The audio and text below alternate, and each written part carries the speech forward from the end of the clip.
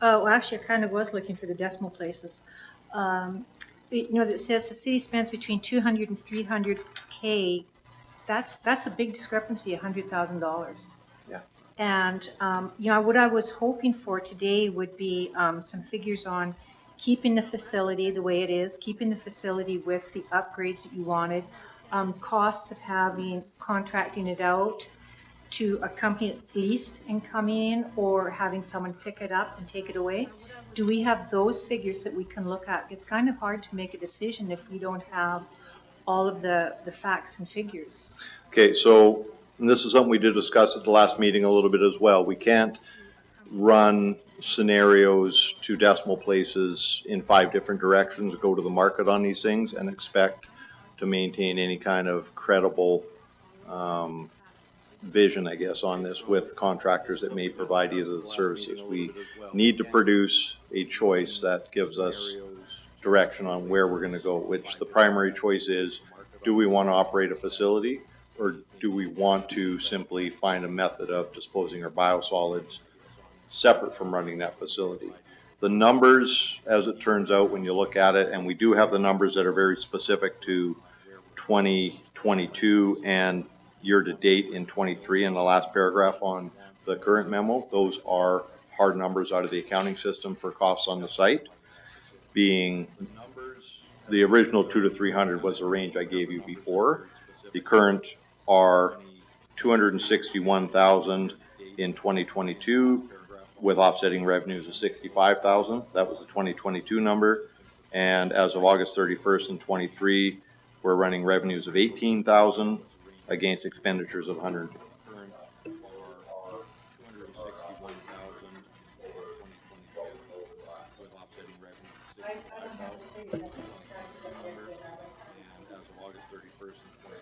Hold on a second. Mel, can I get you to shut your mic off for a second, CEO Smith?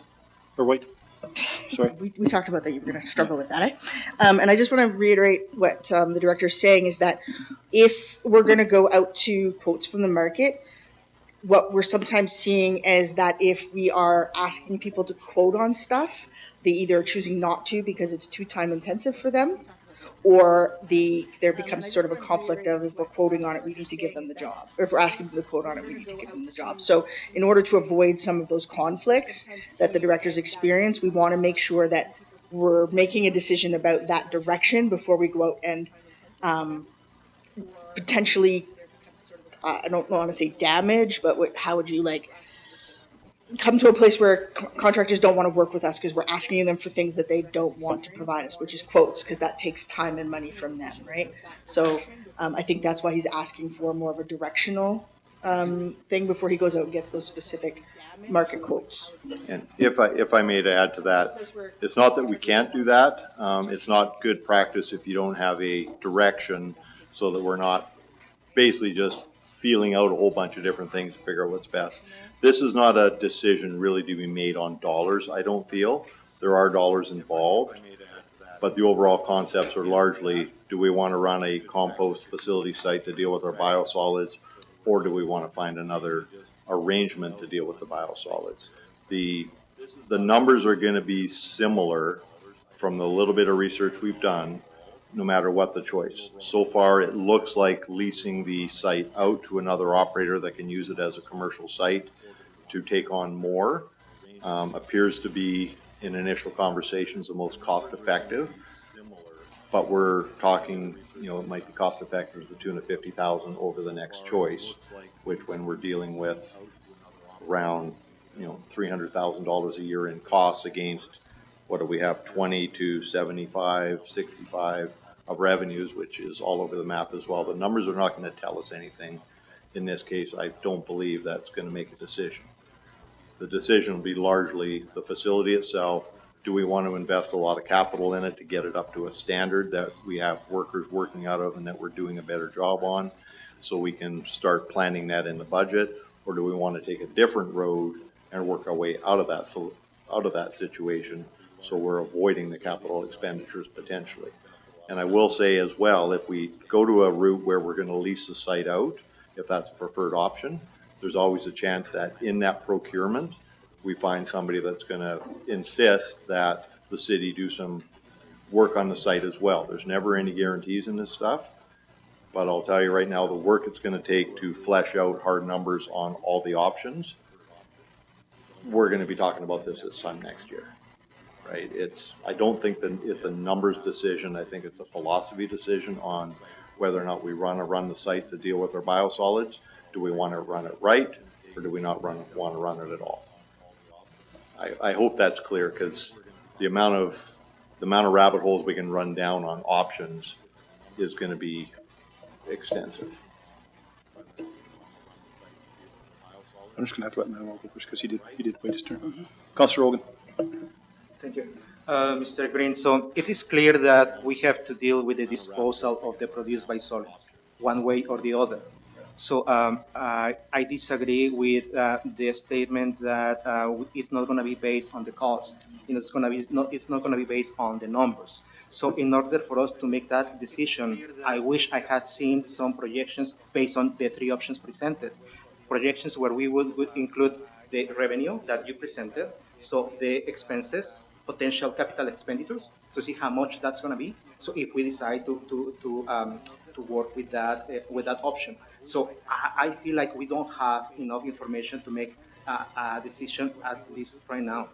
I also understand where you are coming from when you are trying to get those estimates, and sometimes you don't know the direction of council. So I was not expecting exact numbers, I was expecting more like, okay, so this is a scenario where other municipalities, same size, it's running, and this is the cost. So that I have something to compare with. So that's all I'm asking. Thank you. Regarding that, Push your mic. We have had a health and safety inspection completed out there. I haven't been given a report on exactly what it is, so it's really hard to make any kind of monetary commitments other than some guesstimates on what you see out there in general. It has had an OH&S review and a health and safety review out there, but we don't have a report saying all of the compliance issues that we have. What I can tell you is I walked through the site, and the things I can spot are going to be in that $250,000 to $400,000 range sight on theme that we should be investing in that site to bring it up to a quality standard for our employees to work out of and to do the job correctly and safely. That's a starting point for the conversation. Once again, the detailed numbers are not going to come until we get and spend a bunch of money doing further analysis. If we're going to go that route, we have to identify in detail everything that's got to be done, everything that's got to be taken apart and rebuilt. Because a lot of stuff was done that does not meet any engineering standards or health and safety standards. And one of the things is the walls themselves that contain all the bunkers. They're not built to an engineer standard, and they're buckling and rolling over already. And these things are a definite hazard. We need to do something with that site, one way or the other. The reason I say money isn't a decision on this, I mean, money always plays into decisions, but the money's going to be all over the map depending on, even if we do decide to maintain the site, depending on the detail of the further inspections that got to be done in order to identify all the things that have to be handled. There is not a hard number to go with right now, but there's a bulk number, and that number is 250 to 400 sight on scene. So just a quick question. Councillor Hogan suggested information from other communities about the same size. Is there any other community doing with their biosolids that we are? I know we were one of the first to do it. Are we still one of the first, or is there other communities that you know of that are doing the same thing?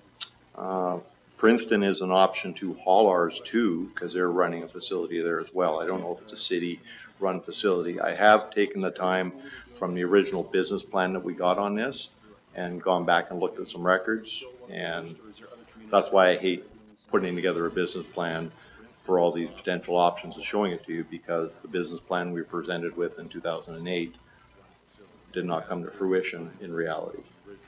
So you can make numbers look like anything you want to in these things to give it whatever direction you want to follow, and at that time it seemed like the direction was we wanted to do something in particular, and the numbers appear to bear out that decision, but they do not appear to bear out what actually happened. Councillor Egan? I was just going to add that I think that in overall, just for making the facility appropriate, whether we lease it or do it ourselves. If we do it ourselves, I'm pretty sure we won't have the manpower to do what we need to do, so you'd be contracting out anyways. So that's an additional expense. So I would still agree that it's probably better to lease it out to somebody who knows really what they're doing and have the manpower to do that. Thank you. CO, wait, sorry. Thank you. And I think I agree, Councillor, that that's really an important thing to think about, is that we can expand, we can improve our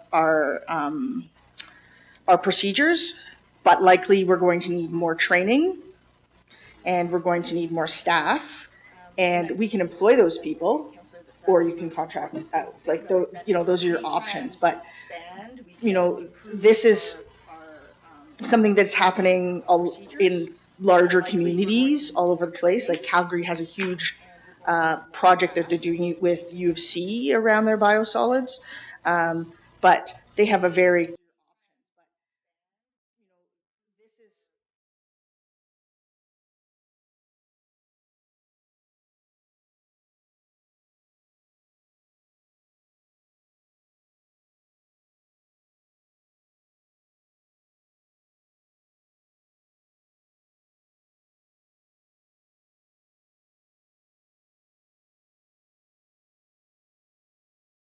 this.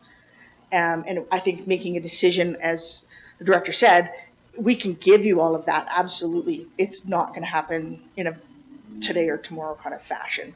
And that's a prioritization thing, right? We have a number of projects on the go. We can prioritize this, but it's not going to come before council in the next month, because it is going to take a lot of work to have all the proper assessments done, which is going to cost money. Right? So any way we look at it, we're putting money into this or releasing it. Councillor Richard. With the information presented, I know it's really hard for anybody to get a tally on accurate numbers because costs are constantly changing, and I just sometimes think that since it was contracted out before, if we have an interested party, maybe possibly within the community that's interested, that probably would be our best option, because right now we're trying to look for funds so that we can have a polymer track, if possible, potentially, or different things, and we really have to kind of think of where we want to go and what projects would be good for us. And if we were to not operate that, the staff member that works out there would maybe be able to be used for public works, other projects, right? Some of the other operational gaps. Yeah. So we could really benefit. We could lease this out where we're going to pay anyway, and then you can take this other individual and put them into other operation projects that we have incomplete. So that it could possibly be a win-win, is what I'm taking from this. We're going to pay anyway. It's probably come out similar, and then maybe we can get other city projects done, whether it's parks or designing the cemetery project or finishing that instead. I don't know. That's what it seems. Your Honor. Anybody else? Well, I just, if you want to, I have a question after that, so go ahead. The reason we're trying to do this at a higher level right now is when I went out and looked at this last fall, and we did a bit of an H&S look at it, which was before the latest one that went out there and had an inspection. The stop point was, we got to start budgeting for things. You look at the site, we have to do something. We were too late last year to, although I guess with how long it took to go through the budget process, to jump on it last year. So the intent was to try and get some direction into this year, but at a higher level of what we want to do. And that was really the stop point. You look at the site and go, I see money on money, money, money. What are we going to do, and do we want to do this? Because the first question in my mind all the time is this something that fits within the values of what we want to do as a community? Do we want this in the community? Do we want somebody else operating it? All these questions will come up. But that's why I stopped where I did and said, we've got to talk about this. At least to make sure that we're following that direction that fits with everybody's intents of what we want to do.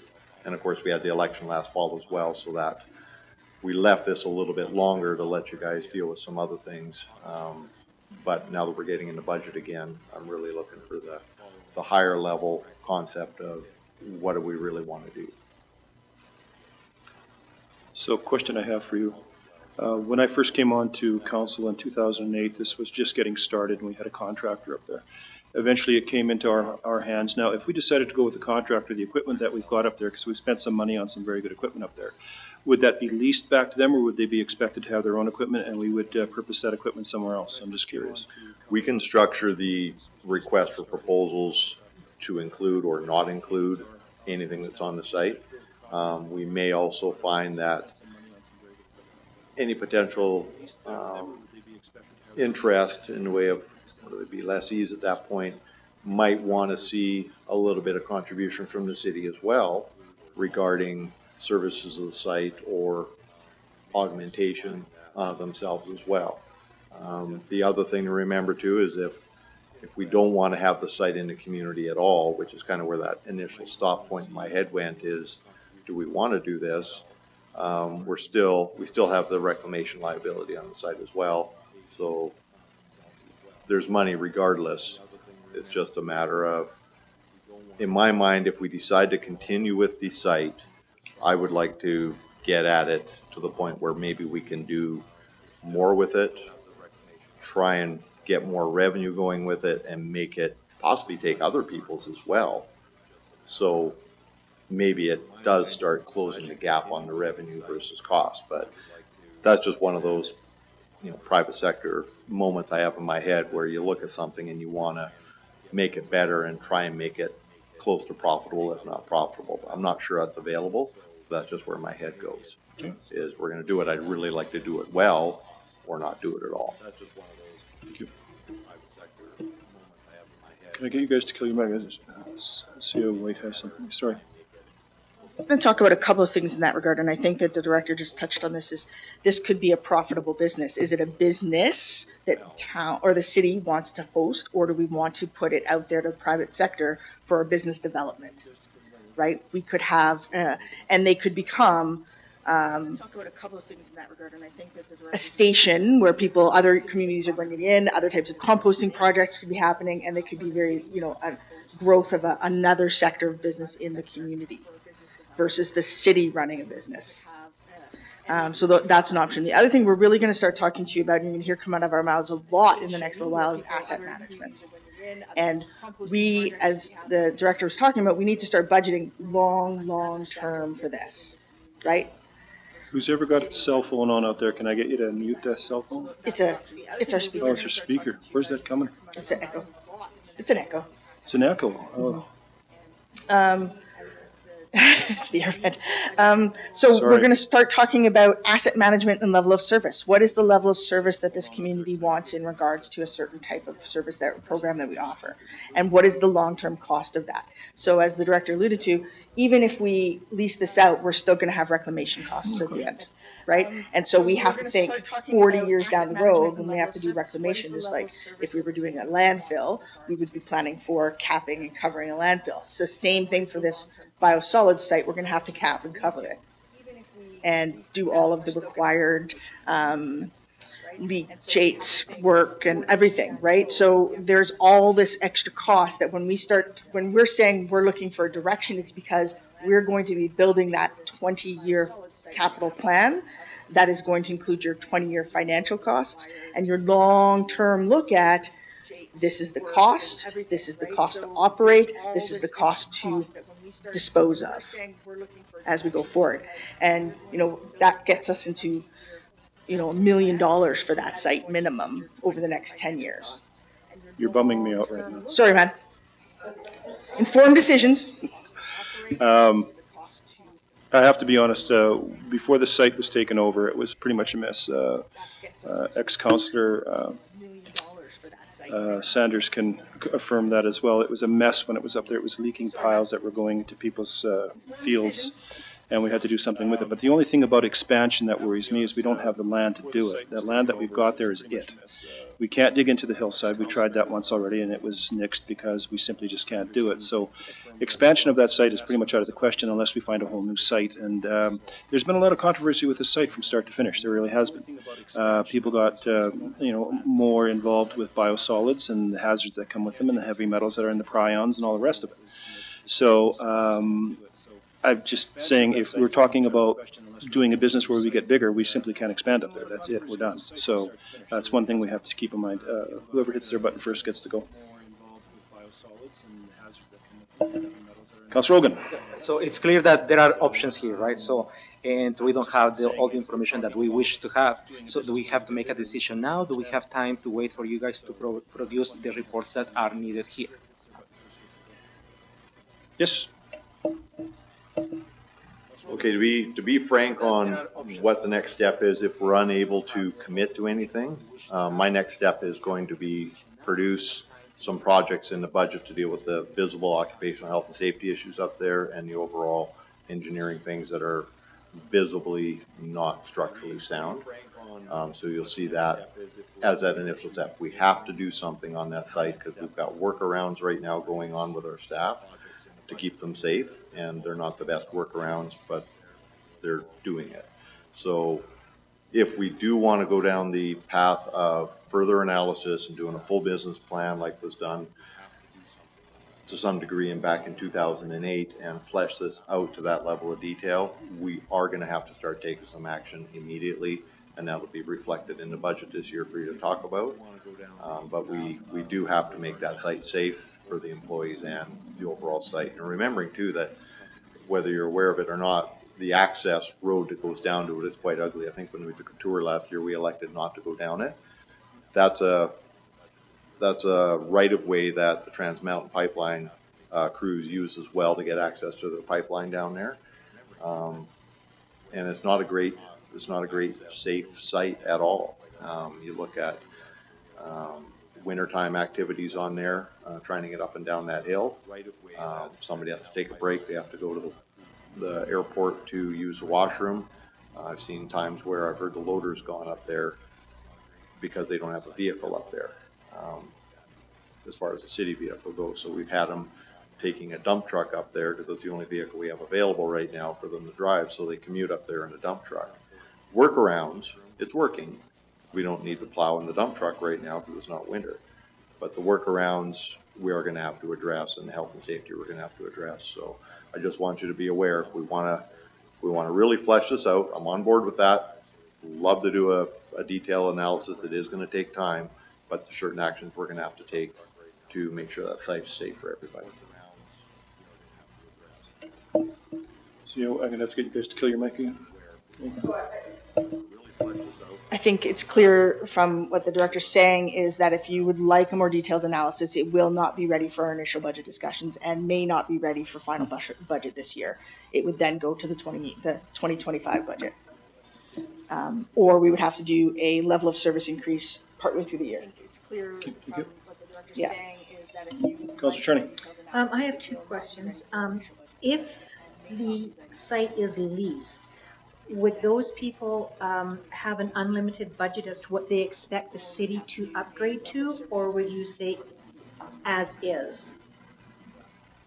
My initial ask would be as is. Okay. When I put something out, because we don't want to add anything to the site or add services to it and whatnot, although they may come back and say we need a better water line. I think right now we're running a hose down there to water the piles. We need better water service. You know, it could be we need some kind of sewer service or a tank and ability to haul stuff away because it's down low. Those are the kind of things you expect to come out of that when they actually get out and look at the site. Mm-hmm. But until you go to a proposal where you're asking them what they will provide us and what they'll charge us to deal with our biosolids and lease a site for it, it's a fairly complex thing they'd have to put together. And those could easily be asked. Those are the things I'd be asking for if it was me doing that. Okay. Right, because I recognize the deficiencies in the site, and the city has the other end of that to provide those services because we have the skills and we own the services. Then if we chose to transport, you said Princeton has a site there, so we would have to provide personnel and trucks. Like, give me an idea, is this one truck a day? Is it 5 trucks a day? How many vehicles would we have to transport our materials in, like, per day? Bigger truck once a week to Princeton, Oh. smaller trucks twice a week to Princeton, on the average.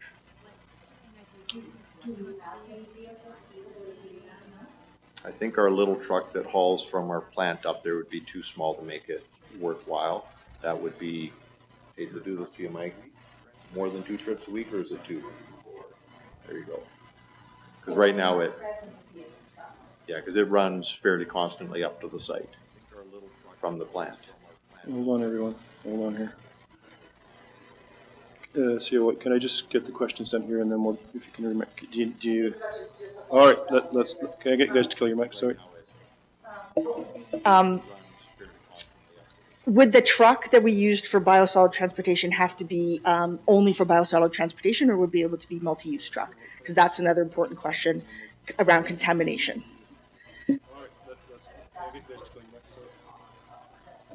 Well, I also think we have to factor in the age of the The vehicle. truck that we used It's for not biosolid brand spanking new transportation by any have to stretch of the be only for imagination. biosolid transportation? I think we would probably do 8 trips and we would be looking for a new truck. I mean, it's just not that new.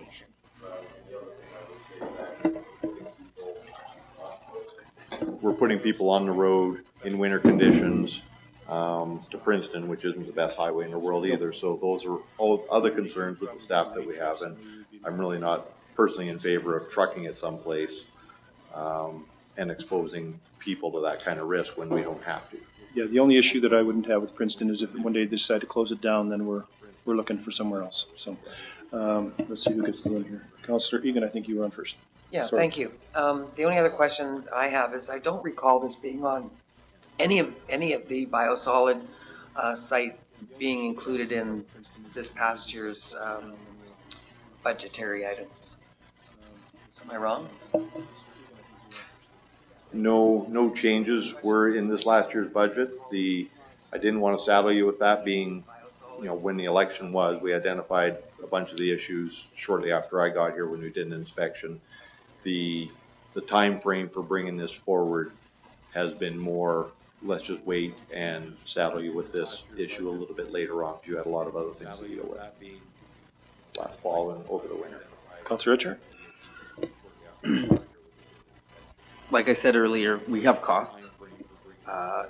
We're going to have a lot of costs, way higher than what we want to spend.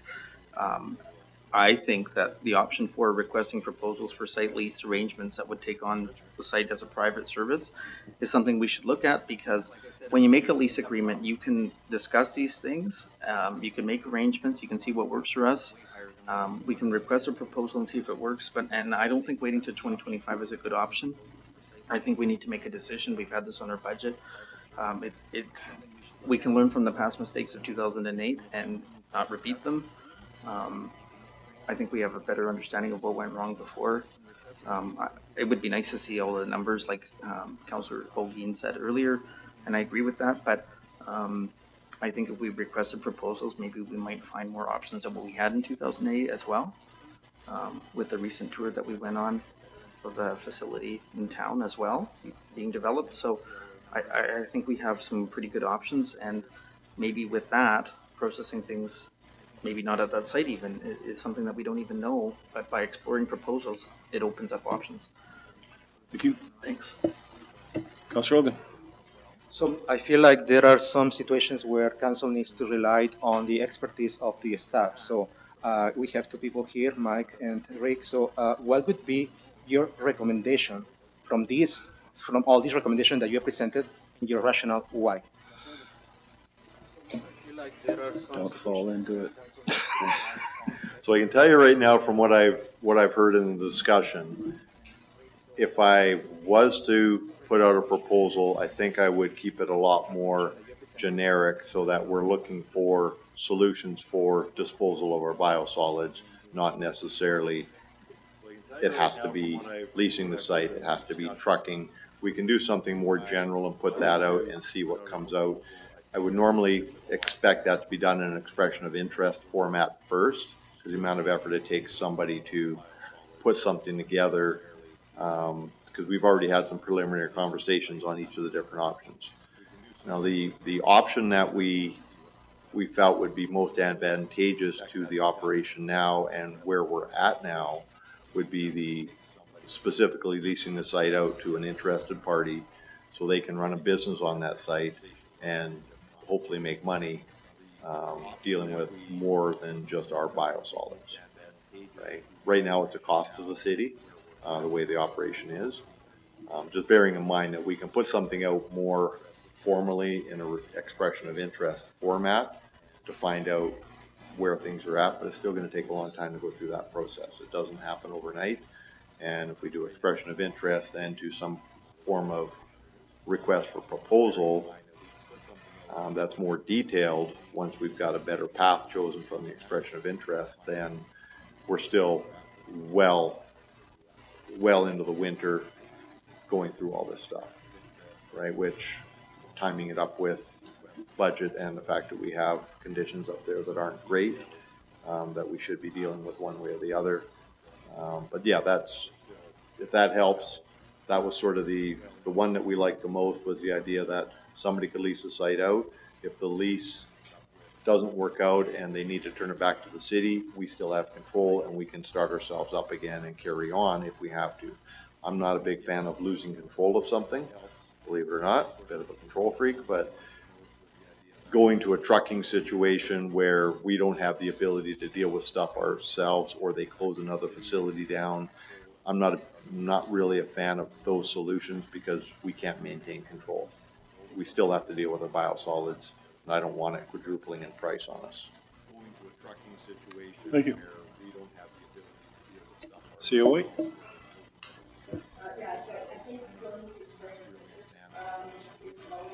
Idea, because again, it allows for a proponent to bring something forward that we might not be thinking about. There might be somebody out there with land who wants to open a full-on compost facility that they're going to commercialize, and they're going to sell the compost and make millions of dollars the city will miss out on. So we're going to tax it. But you know what I'm saying? Like we want to see that, because I think there are a lot of options, as the director's saying, and I think we want to see what's out there that we don't know about, we can't see yet. That'll give us, but it does mean, if we're going to go that route, there does mean that there will be some requests in the budget for some infrastructure to happen at the site now. Now, we can consider some of that infrastructure, like if we're going to put in a proper washroom down there, we may put something that we can later move off that site, right? So that we can take it and move it to a separate site for another project or something else that's happening.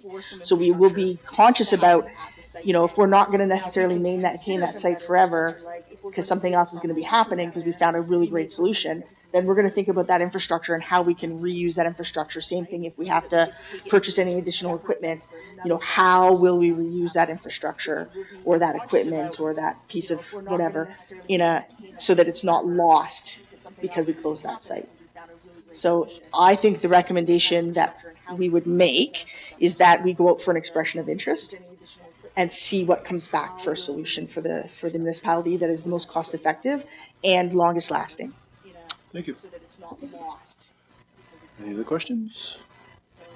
So we have three proposals in front of us, and I'm going to recommend proposal 2, that council instruct staff to advise RFP to lease the site to a private enterprise while continuing to process city biosolids throughout the lease.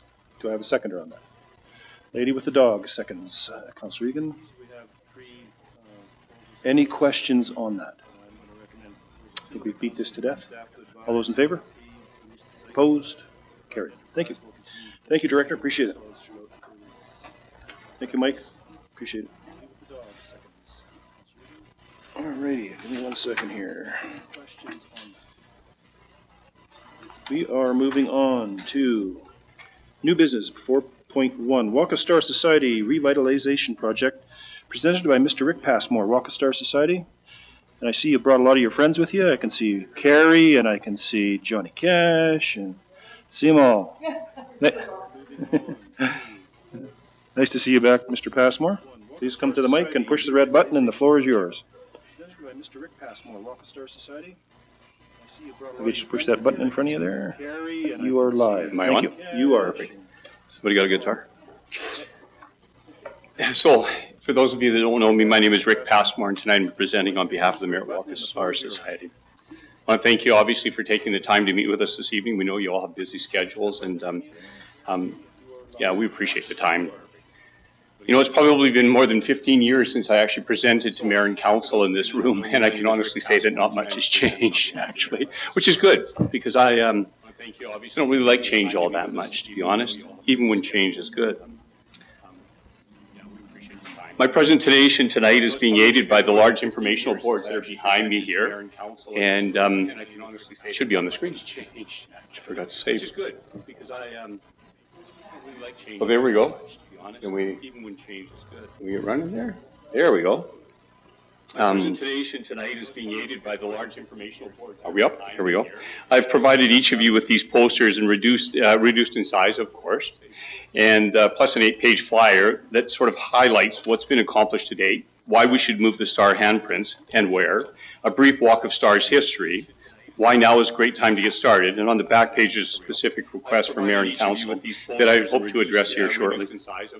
The information display on the boards, I think is important, and the reason it's important is we all need to understand basically the benefits of community theming and events, the benefits and the spin-off revenue that comes from tourism, and what tourists want out of their travel experiences and more. It's also important that you, Mr. Mayor, and councillors, and Merrittonians in general, understand that the Walk of Stars has a plan moving forward. Otherwise, what would be the point of moving the stars and refurbishing them and you supporting our initiative? We're not interested in moving these stars for the sake of moving the stars. It's not easy work. And it's not cheap. If we didn't really have a larger vision and a desire to create a major tourism attraction, really what would be the point? Well, actually, come to think of it, if you just simply group the stars into certain areas, I think that would be a more compelling way and an easier way for tourists to navigate the attraction, which is the Walk of Stars. So the information contained on the boards, as you can imagine, represents literally hours of conversation, time that we don't have tonight, but in doing it this way, we thought we could be sharing the information with you without boring you half to death. So if we can get to the crux of the matter, the important reason that we should do what we do, and the major reason that you should want to support Walk of Stars initiatives in any way that you can, is mayor and council. Merritt, it's true, has this distinct and unique advantage over all other communities worldwide when it comes to marketing the community, our tourist attractions, our events, our local activities, places, and our brand. Let's start by saying this. In 2020, it would have cost a newspaper advertiser $234,176.80 to reach 202.4 million people once. Important to note that that's the same number of people who follow just the top 12 country music celebrities through their social media networks on an ongoing basis. This realization that Merritt has this unique advantage occurred to us many years ago, and I've tried many times to relay these findings in a sort of an ill-prepared way without the supporting research and data to people who really couldn't follow the rationale or my quirky, unorganized explanations. But the truth is, we have this unique advantage. Occurred to us many years ago, and I've tried many times. I spent my entire adult life working in and around the media business, working in radio, TV, agencies, and newspapers. I've developed and promoted, and I continue to manage a successful website called Wizolosophy and a number of other marketing-related businesses. I've helped small, medium, and large businesses build effective advertising campaigns, and I've worked with communities, nonprofits, and worthy fundraising entities. And quite frankly, folks, I have never seen anything like this, and that is the advantage that Merritt has. What is it? Let me try and explain it this way. It's the connection between a number of dynamic, independent, but somehow connected synergistic elements and personalities, ingredients, if you will, that will create this amazing opportunity. It's kind of like chicken soup. Individually, the ingredients are tasty, but combined together with the broth, the concoction ends up being so much more than just soup. Our important ingredients are, in 1993, Claude and Diana hosted for the first time the Merritt Mountain Music Festival. Barry Jackson and Dan Kuiper and others were smart enough to collect the handprints of the celebrities performers from the onset. In 2002, a group of locals started meeting to determine what to do with the handprints. In April 2003, they incorporated the Walk of Stars Society. The first handprints were created soon after and distributed throughout the community. To date, we have 82 stars placed and 21 murals painted. A grant helped to create a central hub for activities, which is Spirit Square, and the Walk of Stars Museum open. And we've hosted hundreds of unveilings, events, and fundraising. But here's where it really gets interesting. By creating and placing the stars and painting the murals, we have permanently cemented the celebrities' place in country music lore. Because we celebrate their place in country music history, the celebrities are willing to a large degree to take part in our unveilings and our events and help us by sharing event details with their social media and traditional media followers. When we market to large swaths of actually, you know what? Let me go back. When the celebrities come, we have something newsworthy to share with the media outlets, which means we can market without cost. When we market to large swaths of country music fans who share and talk to others, we can speak to hundreds of millions of people, all targeted with our common interests, without spending a dime. Not a dime. The more exposure, and basically there's more to this, the more exposure we get, the easier it is to attain grants and sponsorship and celebrity participation. The more exposure we get, the larger the crowds, the more money gets spent in the community. The more money the local businesses get, the more businesses will come and thrive. A larger business community base gives us reason for people to come and settle and pay taxes. And when people pay more taxes as a community, we can provide more services. To boot, this is a testimonial. It's an endorsement. It's not a paid advertisement that could be viewed as self-serving, contrived, or simple salesmanship, but a message delivered from someone that people know, admire, believe in, and trust. And that's why large companies like Coca-Cola, McDonald's, and Nike pay celebrities like LeBron James, Matthew McConaughey, and Blake Shelton hundreds of millions of dollars every year to annually endorse their projects and products. That people know, admire, believe in, and trust. And that's why large companies like Coca-Cola. If you haven't been to one of our unveilings, you just can't imagine how important this is to the celebrities. Hundreds of millions of dollars. We've watched them literally cry. Adam Gregory cried. I mean, maybe even the crowd cry when his star was being unveiled. We've watched them smile ear to ear, blush and beam, phone home, take pictures, and record their unveilings. We've even played witness to a number of the celebrities actually getting down on their hands and knees and kissing their stars. We know of a number of country music celebrities who have brought their friends back and their families and loved ones to see their stars. And when we unveiled Tanya Tucker's mural in Spirit Square, she came over and kissed me on the cheek. And she told me that she was going to go home and tell her neighbor, George Jones, about the great things that were happening in Merritt. Johnny Reed told me that he never felt so humbled or touched. And Ray Sawyer gave me a great pat on the back, and with a silver-tongued grin, he gave me a very obvious wink from his good eye. Because, you know, Ray Sawyer's kind of wears a background. Anyways. We have a lot of really good stories. It's just not enough time tonight to tell them. I guess if you can imagine that your own life was being celebrated, documented, and internalized in this way. These are truly symbiotic relationships where everyone benefits. We get to use the country music celebrities' handprints and images to create a valuable tourist attraction. The tourist gets an attraction that is worth seeing and is memorable. The celebrity gets the handprints captured and the memories eternalized in stone. It's a powerful testament to the years that they've committed to developing their craft and their success, and it's a powerful reason why they support our activities and they want to support us. I had all this stuff I wanted to tell you, but I'm going to ditch it all. This isn't important. Actually, here's an important thing, or an interesting one, because Adam Gregory is probably the guy that's played here maybe more than anybody else. Would that be true? He's one of the Brett Kissel, right? Yeah, Kissel started here, actually. 14 years old, right? Yeah. He, here's an important thing, or an interesting one. Adam Gregory. If we can tell you this, that Brett Kissel has 139,000 people that follow him online. And if you want to put that into perspective, the Vancouver Sun has 136,787 daily circulation, a circulation of 136,787, which means that Brett Kissel has an ongoing following this larger than the daily circulation of the biggest newspaper in that province. Every music celebrity has this online presence and has followers. The followers that check regularly to find out what's going on, where the celebrity will be next, and what they like, and what they support, and more. So, following this larger than the daily circulation. I think everyone in this room knows that Merritt is much more than a country music festival or a country music slogan or a country music capital slogan or the Walk of Stars. The community is blessed with stunning landscapes and friendly people. Merritt is strategically well positioned, geographically fortunate, and culturally diverse, located in the beautiful interior of Canada's most beautiful province, and at the junction of a highway system that produces millions upon millions of tired, hungry, and thirsty travelers, all looking for a place to stop and something unique to do. We have 200 plus lakes, amazing outdoor activities like biking, hiking, hunting, fishing, and amazing parks. We have an active arts council, live theater, community theater groups, performance arts community, junior hockey teams, well-coached minor sports, and a regional symphony.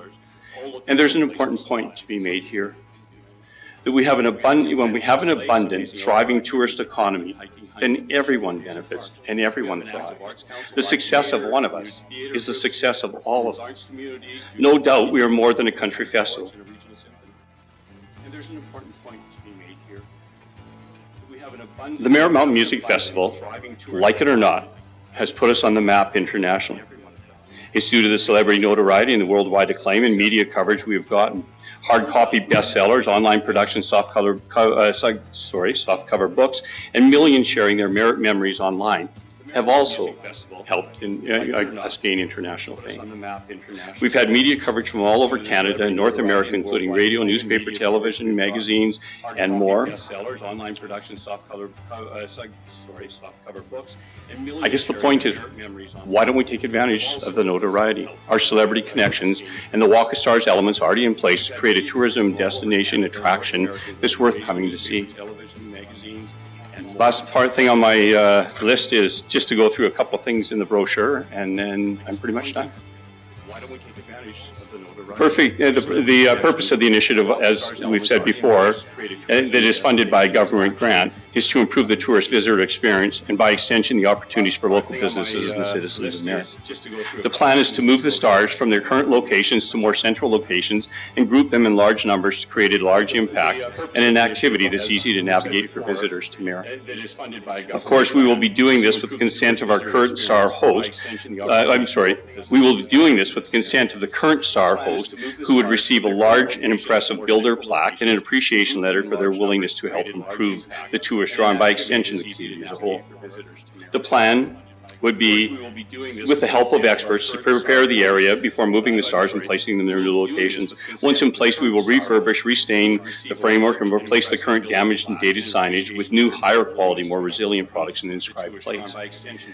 Further, we plan to utilize the back of the stars frames for storytelling and star biography information in an effort to enhance the interest in the viewer experience while promoting the stars' connection to Merritt and the Merritt Walk of Stars. We can imagine connecting the stars with cross beams and arbors and gates to extend the walk without compromising the impact, and of course for simple functionality. We will incorporate QR codes that will allow visitors access to celebrity bios, music, videos, pictures, and more. We also plan to highlight the stars, the entrances, and other Walk of Stars components with high-end solar, uplighting, gooseneck lighting, and spotlights. Undoubtedly, the stars are currently in ill repair and they're in need of updating. There are so many new products in the marketplace, and designers and technicians who really know how to get the best out of the display and utilize and install these things. So we will be consulting the professionals to ensure that we achieve the best result possible for our budget, our needs, and our country's sensibility. As we previously stated, the money required to execute the aforementioned plan was provided by a recently secured government grant, and there is no doubt we will need every penny of the grant, and likely more if we hope to get through that we hope to earn through sponsorship once the components are all in place. We hope you can see the incredible value associated with the Walk of Stars activities and agree to support the process in the ways that we've mentioned on the back of the brochure. Can you believe that the most important line in the whole thing has a typo? So the specific request of Mayor and Council is we're hoping for verbal, moral, public and written support, which will greatly add in our ongoing quest to attain government funding, sponsorship, and community support. The support of city workers and employees to assist with upkeeping, cleaning, and maintenance of the star handprints and hardscape areas. And city approval to utilize the requested city properties for the purpose of attractively grouping and displaying the Merritt celebrity stars and creating a more cohesive and concentrated tourist To attraction. assist with upkeeping, cleaning, and maintenance of the SAR handprints and That's our presentation. If there's any questions, we're available. Thank you, Rick. Appreciate it. Just one question, and you may not be able to answer this, but is there a possibility that Walk of Stars would ever bring their gala back again? It was well received many years ago. Well, in fact, Mayor, there's we're trying to find a facility in town right now, actually, to do an event this fall. And it's just unfortunate. The only date we got at the Civic Center there is the 15th of December. And our performers, the guys that we want to bring in, we were thinking about bringing in George Canyon and Kenny Hess to perform a show. And so we're still looking for a venue, quite honestly, but we're trying to make something work. It would work for them on the weekend of November, the end of November, December 1st, 2nd, or 3rd, or somewhere in that range. So we're doing what we can. We're hoping somebody will cancel at the Civic Center. I'm not looking for, I was just wondering, because it was when my wife and I were looking after the ambassadors, it was one of the very important things, and one of the things that the girls looked at the most was to go to that, and they really enjoyed it. And there was a lot of community involvement in that, and I think there was a lot of Canadian artists that were there. No doubt. I think in the little brochure that we've got, we maybe addressed that and said that the plan would be for us to have 4 of these annually, right? We'd like to do 4 of them annually, and we do them as dinners, dances, auctions, trying to raise a little bit of money for the activity. And that's kind of the thought. I can tell you a little bit about the stars themselves. I think there was some questions about that. So we have 82 stars in the marketplace right now, and it's important to note that 18 of those stars were actually paid for in the initial stages. When we were looking for help to get the project launched, 18 people actually paid to help us get those stars out. Of the 18 people, only 4 of those people still actually are running their businesses. Dan is one of them. Daz Condola is one of them at City Furniture. Peter Moyes at Home Building, and the other one is Graham Whitecross over at Copper Valley. Those are the only people that still are in their locations. So we've done a little bit of outreach over the last couple of days just to find out whether or not this was going to be an easy sell. And I can tell you that most people want to work with the community. The people that have the stars at this particular point that didn't invest in them initially were still are in their locations. So we're definitely willing to have this conversation. So the beauty about 4 stars that I've just mentioned, ironically, is that they're all in the downtown core anyway. So they're probably, we've got 5 targeted locations that we're asking you to consider, obviously. But the ones that are downtown are probably close enough to the walk to stay where they are. If there was an issue there. The plan is when we take these stars, we want to produce these great big $175 builder plaques is what we're going to call them, and we're going to distribute them to the people that have stars at this point if we can take the star away. And the idea will be by using that component that we build another element of the Walk of Stars, because there will be all these builder plaques and all these businesses, right? But at the same time, we'd reward them for allowing us to concentrate the walk into a place where this. Look, I don't know if you've ever tried to walk the walk, and believe me, oh, that's kind of off the top.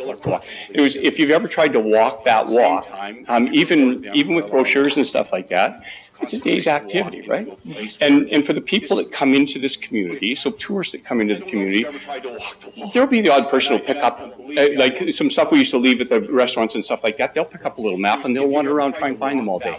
But for the vast majority of the buses that come in here, the tour operators that are coming in here, they're looking for a short stop. They're looking for something that they can do in a moment that's going to be entertaining for the people on the bus. So an hour around downtown doesn't seem too much to ask. 4.5 or 5 hours trying to get around town and trying to find all these things is a little bit different.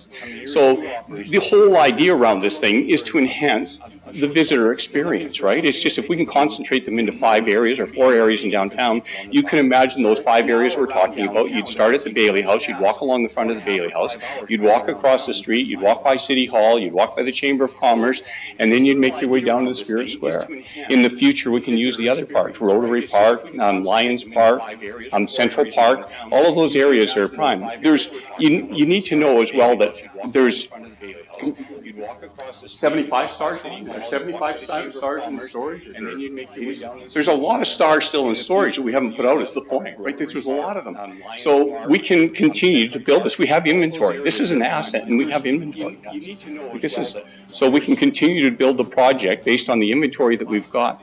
There's other things that we can do. I mean, there's a lot of products in the marketplace that didn't exist when we first got started, right? There's window banners that are really cool. We can take pictures, and we can actually do pictures of the celebrities and put their biography information on the windows. I mean, it's cool stuff. You can take big, huge banners. I mean, I have a trucking company that puts banners on the sides of trucks, right? And they got a big frame, and there's this wonderful product you can put on. You can tell your whole story on the thing and hang it on walls downtown. So we don't even need a muralist.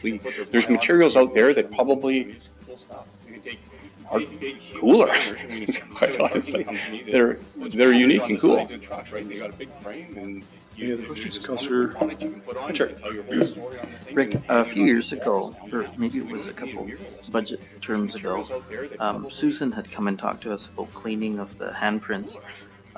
So when you ask about support from the city staff, how much work and involvement from the city staff do you think this would require? And if anything got damaged, then who would be would you still be the owner? We'd have to consult for permit. Yeah. Like, what does that look like to you? Because I know that with some of the murals, this has come up, and so it's a concern.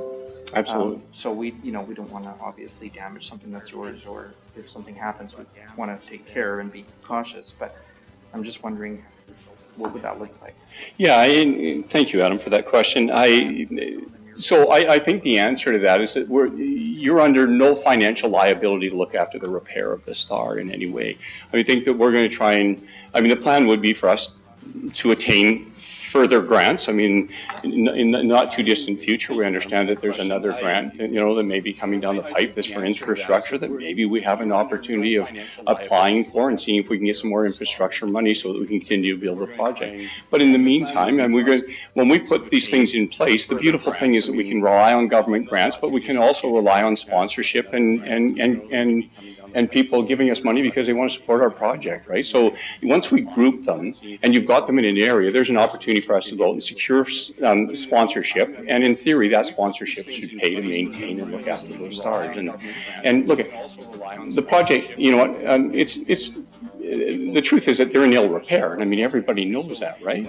So we need to do something to fix that. And the government grant will allow us to move these stars at this point and make the necessary improvements to make sure that it looks like a walk that somebody wants to come and see. But you won't be any, that rambled, didn't it? Sorry, Melvin will be just dying back here. But the answer to the question is that there's no financial, we're not asking you for financial support. We're asking you for moral support at this particular point. Thank you for that. Councillor Olgan? Thank you for the presentation. The project makes sense. So I feel like these are existing tourism assets. They have been there in the community for a while. We are talking about 82 stars. And by having these closed, so it would be easier to promote and provide options for people visiting the community instead of going to 82 different locations. So my only question that I have, it would be about your marketing strategy. So what would you guys be doing differently? Because we have had those stars for a while. So now having these stars in these clusters, what would that look like, your marketing? Well, so I'm going to tell you, between 2003 and 2009, a lot of stuff was happening here, guys. There was a ton of momentum around this project. And around 2009, 2010, there was no Merritt Mountain Music Festival, and that easy for me to say, right? It let a lot of air out of the balloon, basically. And other things were going on. People, had put 8 or 9 years into the project, and some people just needed to get back to making some money and putting food on the table. And so some things happened around that time. So basically what happened is the project was being really well maintained at that time. We were doing a lot of outreach. We were marketing in terms of reaching out to media and stuff like that. And then quite frankly, life changed for a lot of life happened, right? And the beauty about where we're at right now, Manuel, is that for a lot of us, our lives have changed. And we've got through this period where we raised our children. We've built our home. homes and we have a little bit more time in our life to concentrate on this stuff. So the answer to your question is that we'll be actively marketing the project through the celebrities that come. We'll actively market the project. We'll actively chase down the celebrity to help us out, basically. But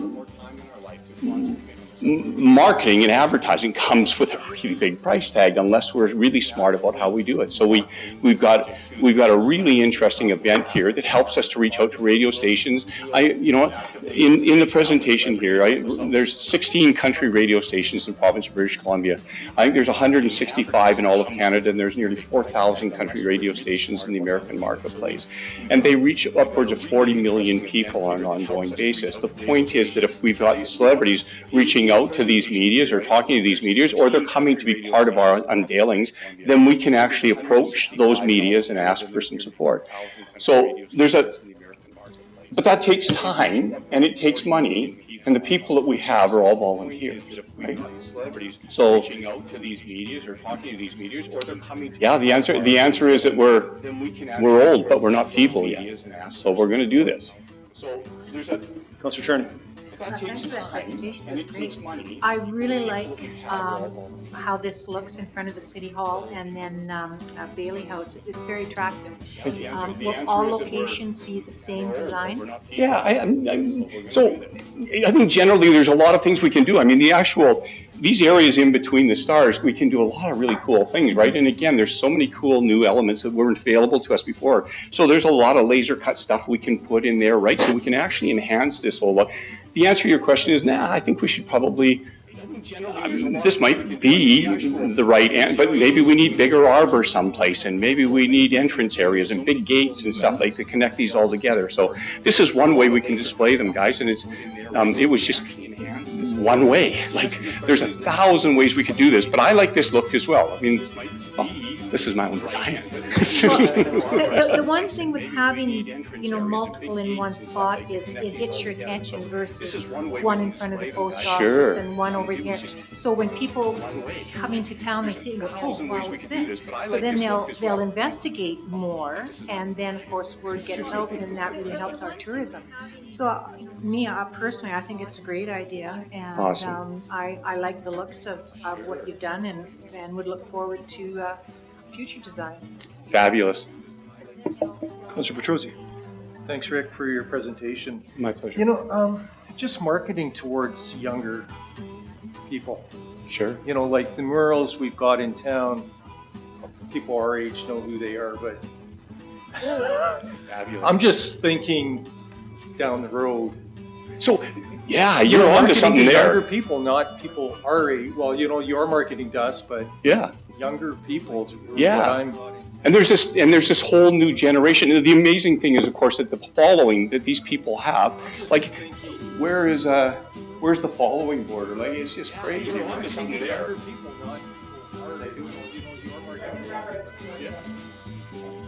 There it is, right there. Yeah, there's this whole new generation. Like, this is the point that you're making, I think, Paul. Like, this is a slow social media reach, and that's not what people like us. Like, I'm sorry, I don't fall into social media, or even. But this is, if you can appreciate, this is the number of people are following them on their social media network devices. It's Mike Sheldon, has 13.8 million followers by himself. And he's pretty, right? And more importantly, this has a recognition, like what do we call it? It's sort of a recognition. So people know who this guy is. Over 91% of people know who Mike Sheldon is. Can you imagine that? Like, I thought Prime Minister of Canada has 91% of people know he is Prime Minister of Canada. Like, you can't even get his plane to work. No, that's right. Exactly. Exactly. So this Dolly Parton has this recognizable component, basically 95% recognizable from North America. 95%. Like, that's. Can you imagine 95% of people can't even get his plane to work? And that's what you're dealing with here. We're dealing with personalities, and we're dealing with the dynamics of those personalities and what they might be able to accomplish for us as a community, right? They tell the story for us. But honestly, if you do see the unveilings, sorry, Melvin will be going crazy right now. But if you could just be there when the unveilings happen, you just know exactly what the dynamic is. It's like get a star down on his hands and knees and kissing his own star because he understands that we're immortalizing him, right? That this star is going to be there forever. This is an important thing. Imagine your own star in place. Like, it's powerful, powerful stuff. I've been involved with Keith Urban and quite a few of the unveilings when we had the ambassadors. Yeah, so of course, yeah. It was a big time, no doubt about it, and it was enjoyable. Were you there when Keith Urban, when Gordon Campbell actually sat on tape? Was it Keith Urban? No, it was Johnny Reed. Johnny Reed, yeah. Johnny Reed. Gordon Campbell actually sat on the stage with Johnny Reed and actually sang with him, if we can believe it. So we had all these politicians coming in those days. They were all coming and being part of this, right? Stockwell Dave would come in. Every time he'd come in, he'd have a brand new shirt, just crisp and all cleaned up, and he'd come here and he'd rub shoulders with the people, and he'd get involved, and he'd be part of it. And that's the magic of this thing, is that it involves everybody. Everybody loves country music, right? Everybody, well, only 12% of people prefer country music. Classic. But anyway. I digress. Yeah, I digress. Any other questions? CEO White. Sorry, I got away from my microphone. Yeah, that's okay. I wander all the time too. So I think this is an interesting way to, as a newcomer, I was a little bit surprised to see one of the stars up on Gasoline Alley, right? I was like, I don't think I would walk all the way up here. I don't think I would have ever found that one. That's Jenny Hasselback's, and she paid. But I think there are a few things from an operational perspective that council has to consider. I think one is the larger plan for tourism marketing, the larger plan for downtown revitalization, city center revitalization, and what the landscaping standards are going to be, and those sorts of things, which we're not in a position to be at the moment. And whether or not, again, and I've only been on the job for 2.5 weeks, 2.5 weeks? Seems like a year. I'm already boring him. I think the other thing is making sure that their places that they're proposing are not already earmarked for other things.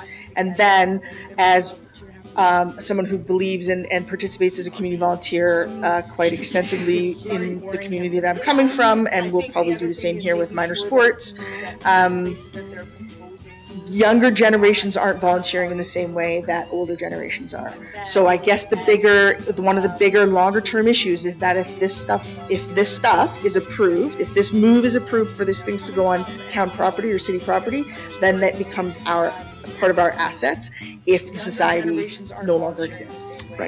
Right. So when civic-minded people age out of being able to do civic-minded things and the next generation isn't following, then we end up in a position where we are covering the costs of repairs in the long term, or replacements, or dealing with graffiti, dealing with landscaping, because at some point this really strong group is not going to. I mean, that's years and years and years away. Just to be clear, I'm not trying to age anybody, but at some point it is going to happen. And we have to think about that long term. So whether this group has some sort of plan about legacy funding and setting up an account that's going to exist and be transferred to the municipality should the group no longer exist. Like those kinds of things, I think, are logistical things that council may want to consider as the project sort of fleshes out. Right. And setting up an account. Thank you. Interesting point you bring up as well, and I think that's one of the reasons, when we say that this is the right time, it's primarily because some of the older people now have more time. But one of the more interesting parts about what's happening in Merritt right now is that young Merrittonians are actually stepping up and playing roles in volunteerism here. So we're actually seeing a lot of that, and that's what makes us really excited, to be honest, is that there is a passing of the guard here that we can help with the project. But eventually, you're right, we're not going to be around to do this forever, right? I already have a hard time walking up and down the stairs, so I'm not going to do this forever. But I just in terms of the legacy funding, we want some of that, by the way.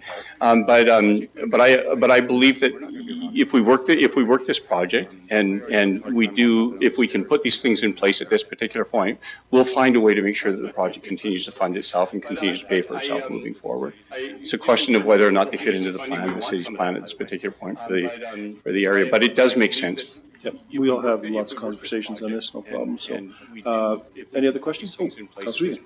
Yeah, just interesting concept. Thanks for the proposal.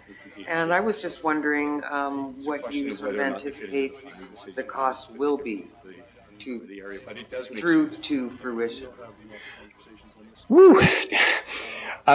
So the answer to if you're asking about this first stage, so we see this as a multi-stage project, right? And is that 200,000? That's the first stage. Yeah, that's right. And that's the first part of it. That's in year one of a 5-year plan. That's right, exactly right. The grant that's in place right now is simply to move those stars from the existing location, fix them up, make them look a little bit more presentable, put some lights on them, and make sure that they look more like a tourist attraction that people would want to see. Why wouldn't you take the ones that aren't out right now?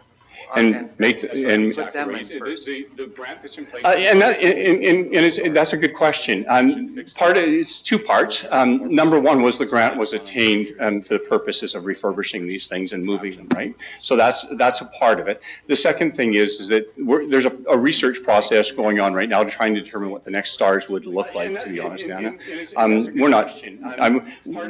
Two parts. Number one was the grant was attained. Oh, okay. There you go. Oh. The grant that we have is to refurbish 75 stars that are out there right now and to create 25 new ones. So that is the commitment that we have with that grant. We have another like 100 stars. So 25 new ones, 75 refurbished ones. Okay, so then the frame, like I have 3 stars, right? So the frame is going to be still wood? Yes. The ones right now will still be wood. Okay. We'll stain them, we'll clean them up, but some of the elements on the star, some of the insignias and things like that, will actually change on them. So we're going to try and update them a little bit. We're going to try and do some things in the wood. We're going to set some stuff in there. We're trying to clean them up a lot. And again, there's so much right now that we're just researching the possible components of this. Yeah, I mean, the stars that we have are all in pretty good shape. Yeah. Except maybe because it's wood, they need to be treated a little bit more often. Exactly. And some of the plates, the name plates and the pictures, some of them are, Fading? they're beyond repair, some of them, so they have to be replaced. Oh yeah, the Naomi Judd one is a classic example of that. Her face is melted. Yeah, that's right. Yeah. Question: the one that we have out here, would that be refurbished? Yeah, Sure. Because we have every time it rains or gets snowy, we have to put a cover over it because it's brutal slippery. Sure. So Although, that's the one in the ground. we got the inset one, so I would say something might have to happen with that one because that's a bit of a liability for us every time it snows. So. Thanks, Bill. Every time it rains or gets snowy, we have to put a cover. I mean, I'm not trying. Now you dump me when a tough Yeah, question I'm comes not. up. I mean, I don't expect an answer, Rick. I'm just letting you know that we have one out here that I'm not going to blindside you with any kind of an answer. It's just you need to be aware that we have this one here, and it is a bit of an issue. How many of them are around, Ron? Thanks, Bill. When we first started, we had. I mean, I'm not trying. Now you dump me when a tough question comes up. I don't expect an answer, Rick. I just know that we have one out here, and I'm not going to blindside you with any kind of an answer. It's just you need to be aware that we have this one here, and it is a bit of an issue. Yeah. Yes. That was a big error. Yeah. The other thing, your comments on, your comments on the taking over the hand frames. I remember Harry Croker predicted that the city would own them all about 15 years ago, and so we've made that test so far. Yeah. So, and I don't think there'd be a liability if the city didn't want them. They could sell them. I don't know. They're worth money. The only liability I'm worried about is the slippery one out here. That's the only one. Right. The rest of them are just dandy. We'll pick it up and work with Mike here and get it out. Thank you, Ron. Yeah. CO Smith? Sure. Cab over engine, COE. The only white. I think the other question I have is in regards to your considerations around accessibility standards. So if you're going to invest in something like this, have you considered accessibility for people with mobility issues and those sorts of things?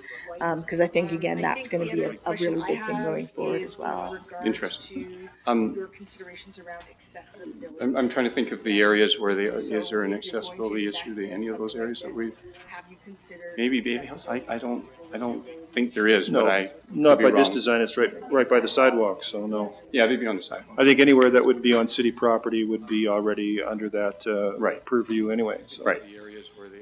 Any other questions from council? Thank you for the presentation. It was my pleasure. Thank you very Yeah, much. thank you for coming and thank you for bringing everything. Right by the sidewalk, so no. Okay, let's do it. That would be on city property would be. And with all of that, meeting is adjourned.